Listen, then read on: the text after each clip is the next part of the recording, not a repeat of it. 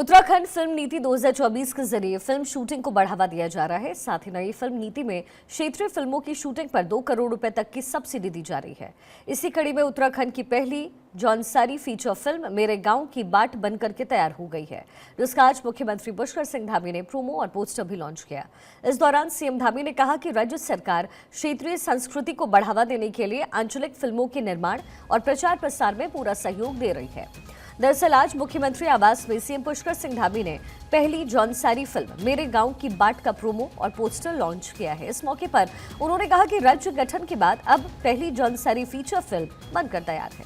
इस फिल्म के जरिए जौनसार की समृद्ध संस्कृति, विरासत, रीति रिवाज को देखने और जानने का मौका लोगों को मिलेगा। सीएम धामी ने दर्शकों से मेरे गांव की बाट फिल्म देखने की अपील भी की। साथ ही कहा कि राज्य सरकार की ओर से क्षेत्रीय बोली और भाषाओं में बन रही फिल्मों के निर्माण और प्रचार प्रसार में हर संभव मदद कर रही है। सीएम धामी ने कहा कि उत्तराखंड में फिल्म शूटिंग को बढ़ावा दिए जाने को लेकर सरकार नई फिल्म नीति लेकर के आई है, ताकि हर एक क्षेत्र में उत्तराखंड के स्थानीय लोग आगे बढ़ सके। उन्होंने फीचर फिल्म मेरे गांव की बाट के अभिनेता अभिनव चौहान को बधाई देते हुए कहा कि उनकी गढ़वाली फिल्म असगार भी सुपरहिट रही थी। उन्होंने कहा कि सरकार हनोल मंदिर का मास्टर प्लान तैयार कर रही है और इसके बाद से हनोल क्षेत्र तीर्थ यात्रियों और पर्यटकों के लिए बड़ा डेस्टिनेशन बनकर उभरेगा। आपको बता दें, सीएम धामी ने प्रधानमंत्री नरेंद्र मोदी को हनोल मंदिर की प्रतिमा भी भेंट की थी। आपको बता दें, जौनसारी फीचर फिल्म मेरे गांव की बाट का केएस चौहान की प्रेरणा से निर्माण हुआ है। ये फिल्म का निर्देशन अनुज जोशी ने किया है, जबकि इसके निर्माता जो हैं वो हैं आयुष गोयल और अभिनव चौहान, जो कि एक नए और उभरते हुए कलाकार भी हैं। ये फिल्म सुमिकल प्रोडक्शन के बैनर तले बनी है। मेरे गांव की बाट फिल्म में मुख्य भूमिका अभिनेता अभिनव चौहान, अभिनेत्री प्रियंका चौहान, भगत सिंह, गुड्डी, काजल शाह, जीत सिंह समेत अन्य कलाकार हैं, जबकि बाल कलाकारों में तनिष्क चौहान, आरुषि, आकृति जोशी, किरण डिमरी आदि हैं। वहीं इस फिल्म में गीतों को सीताराम चौहान, अतर शाह, अज्जू तोमर, मीना राणा, परिमा राणा आदि ने अपने सुरों से सजाया है। वहीं संगीत अमित वी कपूर का है।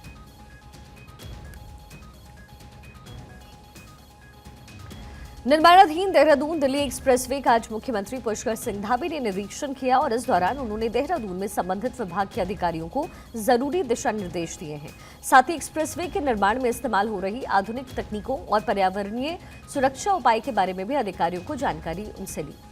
इस दौरान मुख्यमंत्री पुष्कर सिंह धामी ने निर्माणाधीन एजेंसियों को जल्द से जल्द एक्सप्रेसवे का काम पूरा करने के आदेश दिए, ताकि हाईवे पर वाहनों का आवागमन भी आराम से हो सके।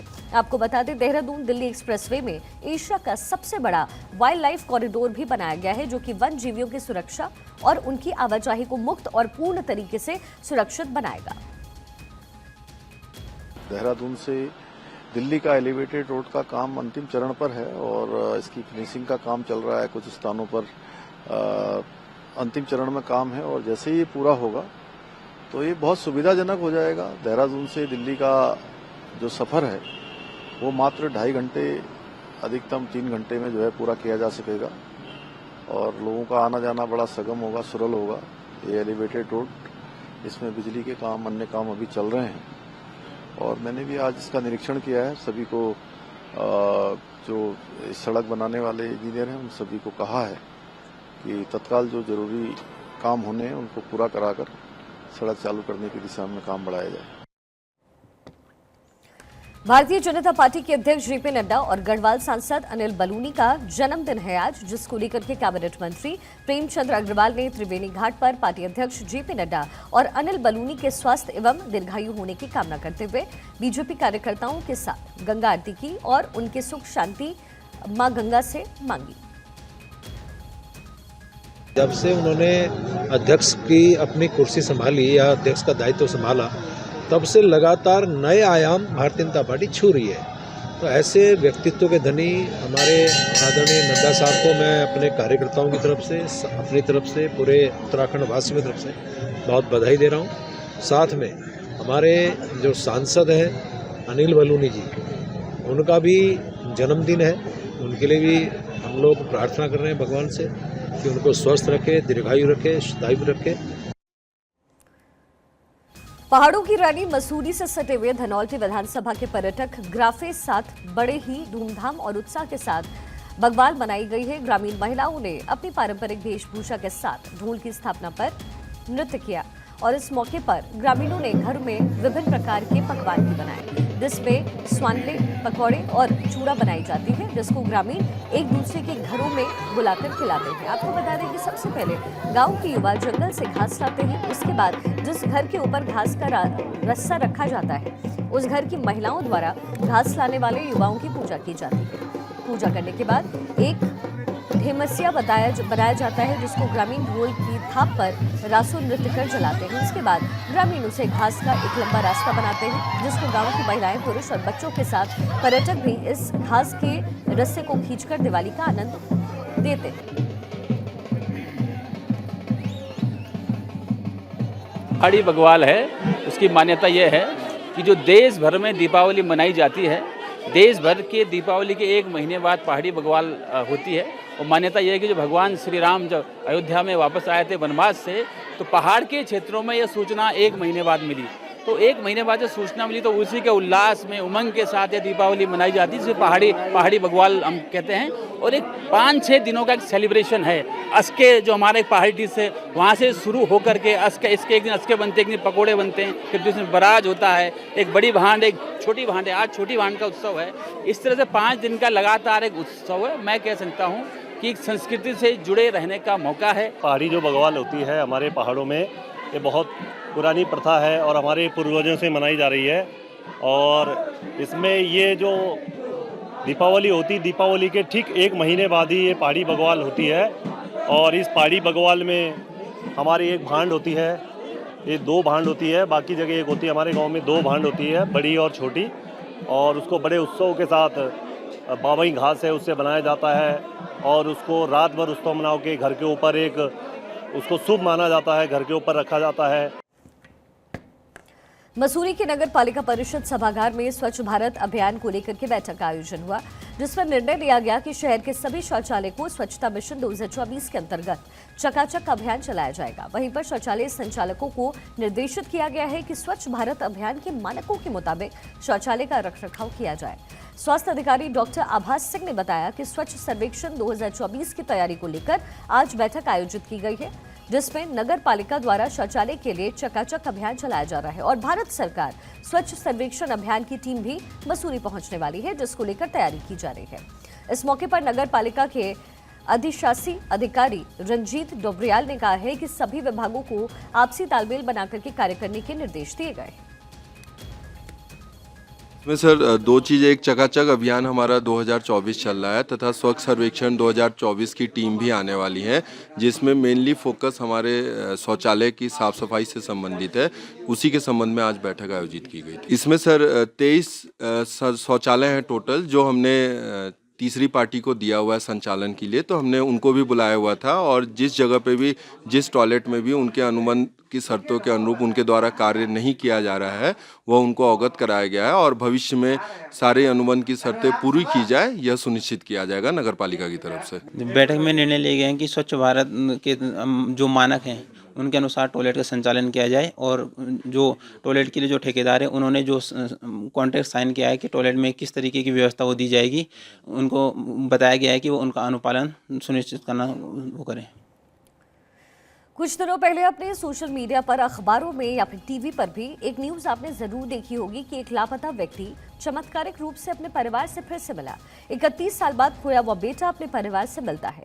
भीम नाम का ये शख्स बता रहा था कि 9 साल की उम्र में कुछ लोगों ने उसे किडनैप किया, फिर राजस्थान में एक चरवाहे की झोपड़ी के बाहर जंजीरों के साथ बांध दिया और बंधुआ मजदूर के तौर पर भेड़ और गाय पालने के लिए मजबूर किया। किसी तरीके से उसने चंगुल से वो छूट करके वो वापस 31 साल बाद घर आया है। लेकिन अब इस कहानी और इस शख्स पर सवाल उठने लग गए हैं कि गाजियाबाद में अपने घर लौटे राजू उर्फ भीम सिंह की असलियत क्या है। क्या ये कहानी सच है या कोई ठगी का प्रयास है? अब इस पहेली की पड़ताल शुरू हो गई है। इसके पीछे एक बड़ा कारण है। देहरादून के भी एक परिवार का दावा है। देहरादून की आशा शर्मा से भी 5 महीने पहले इसी शख्स ने खुद को मोनू बताकर, खुद को उसका बिछड़ा हुआ बेटा बताकर मिला था। और अब जब देहरादून की फैमिली ने गाजियाबाद वाली खबर देखी तो उनको ठगे जाने का एहसास हुआ। किडनैपिंग कांड में ये एक ट्विस्ट है। गाजियाबाद के थाने में एक शख्स पहुंचा। 31 साल पहले अपहरण की बात उसने बताई। पुलिस ने गाजियाबाद में उसके परिवार को खोजा। जांच में पाया कि 3 दशक पहले उनके घर से बेटा गायब हुआ। बेटे को सामने पाकर मां लीलावती की आंखों के आंसू रुक नहीं रहे थे। फिर परिवार ने बेटे राजू का स्वागत किया। अब राजू की किडनैपिंग स्टोरी पर एक और दावा है। जुलाई में देहरादून के आशा शर्मा के बेटे मोनू की पहचान बताने का आरोप है।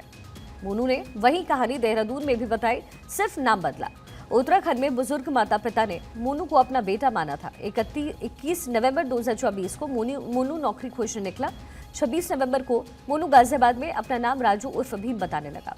देहरादून परिवार ने मोनू पर धोखा देने का आरोप लगाया है। परिवार की शिकायत के बाद पुलिस ने हिरासत में उसे ले लिया है। ऐसा लगता है कि मोनू ने राजू बनकर सिर्फ 2 परिवारों को ही नहीं ठगा, बल्कि 2 राज्यों की पुलिस को भी ठगा है। और अब इस खुलासे के बाद देहरादून पुलिस जांच पड़ताल कर रही है। ऐसा नहीं है कि देहरादून का परिवार मोनू पर ठगी का आरोप हवाई लगा रहा है। बाकायदा फैमिली की तरफ से तस्वीरें भी जारी की गई, जिसमें यह साफ है कि मोनू ही राजू है। खुद जरा आप देखिए। तो गाजियाबाद देहरादून का ये मामला, भीम उर्फ राजू ही मोनू है ये कहा गया है, और जो कुछ तस्वीरें आई हैं वो कम से कम यही बताता है। देहरादून की आशा शर्मा के पति कपिल देव शर्मा ने शक जाहिर करते हुए कहा है कि मुझे हमेशा से लगता था कि ये धोखेबाज है। इसके खिलाफ सख्त कार्रवाई हो ताकि और परिवारों की भावनाओं के साथ कोई ना खेल पाए। हमने और तलाश किया और उसके घर बाहर का, तो उसका घर ट्रेस हुआ था, जहाँ पर उसकी माँ ने उसकी पहचान भी करी और जो चीज़ें उन्होंने वेरीफाई करी, उसके बाद हमने उनकी मदर को सुपुर्द कर दिया था।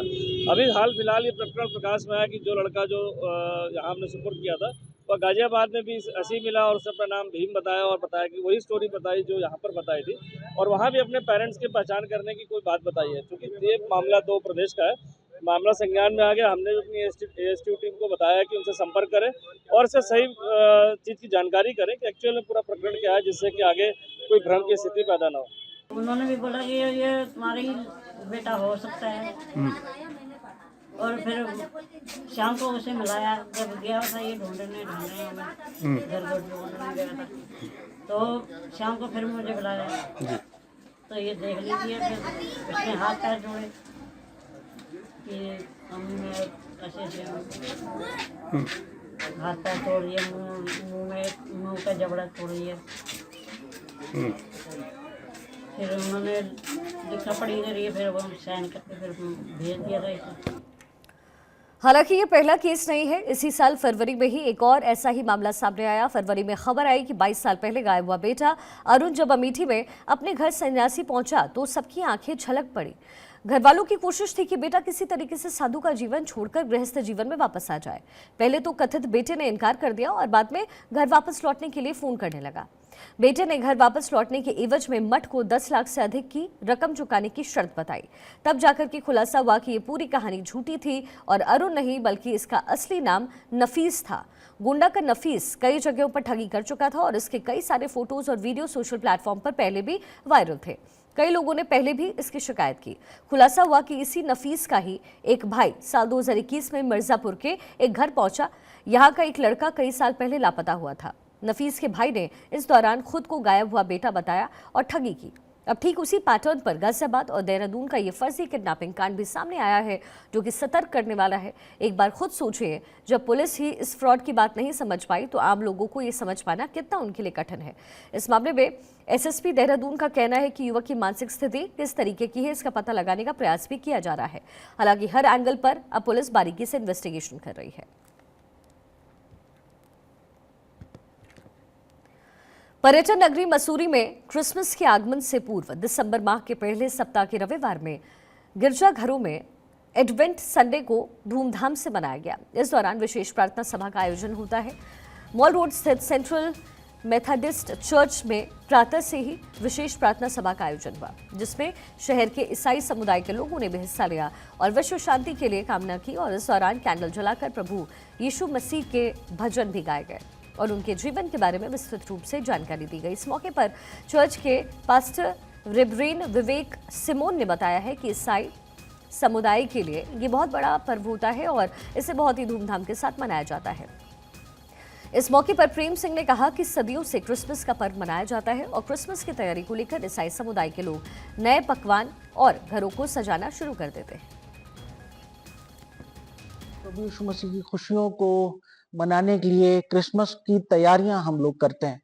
तो क्रिसमस की तैयारियों का पहला दिन समझ लीजिए, तो सबसे पहले हम चर्च में आकर इबादत करते हैं, उसके साथ कुछ कार्यक्रम होते हैं। तो आज कुछ गाने हुए, इबादत हुई, बाइबल पढ़ी गई, बाइबल पाठ पढ़ा गया। खासतौर से यीशु मसीह हमारे हृदय में जन्म ले, उसने तो 2000 वर्ष पूर्व जन्म ले लिया, लेकिन खास मैसेज जो है वो ये है कि हम हमारे हृदय में, हमारे जीवन में प्रभु यीशु मसीह जन्म ले और सारे संसार के लिए उसने जो जन्म लिया है ताकि लोगों के जीवन में खुशियां आए,